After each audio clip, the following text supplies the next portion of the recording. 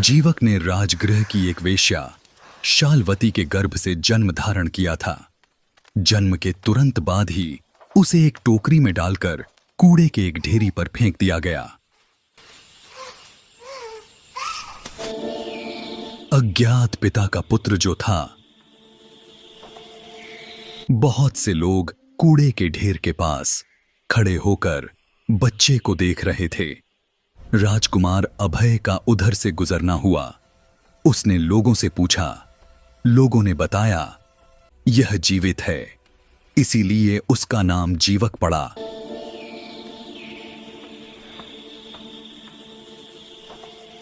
अभय ने उसे अपना लिया और पालन पोषण कर बड़ा किया। जब जीवक बड़ा हुआ तो उसे पता लगा कि किस प्रकार उसका जीवन सुरक्षित रहा था। उसकी उत्कट अभिलाषा हुई कि वह अपने आप को दूसरों का जीवन बचाने के ही अधिकाधिक योग्य बनाए। इसलिए वह अभय को बिना बताए ही तक्षशिला विश्वविद्यालय में पढ़ने के लिए चला गया और वहां उसने अध्ययन में 7 वर्ष बिताए।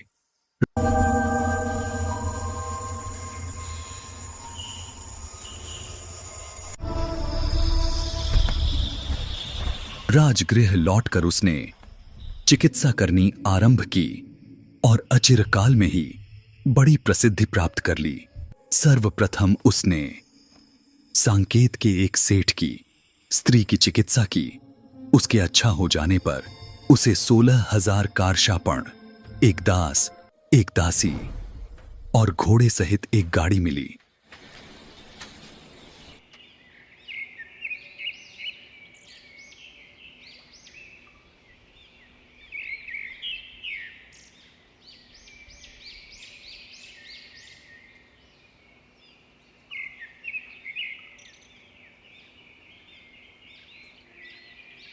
उसकी योग्यता जान अभय ने उसे अपने ही भवन में रख लिया।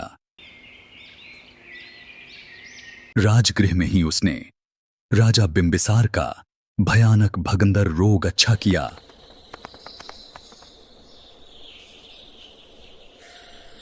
कहा जाता है कि इससे प्रसन्न होकर राजा की सभी 500 रानियों ने अपने अपने सभी गहने जीवक को दे दिए।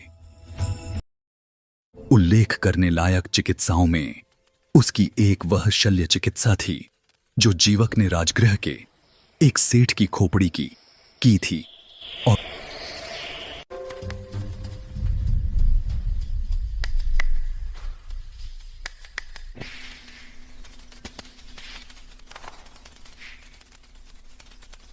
दूसरी बनारस के उस श्रेष्ठी के लड़के की जो अंतड़ियों के रोग से चिरकाल से दुखी था।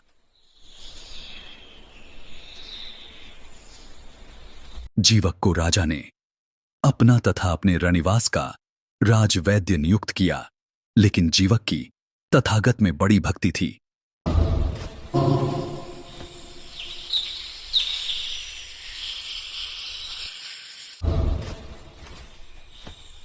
वह शाक्य मुनि गौतम बुद्ध और संघ का भी चिकित्सक था।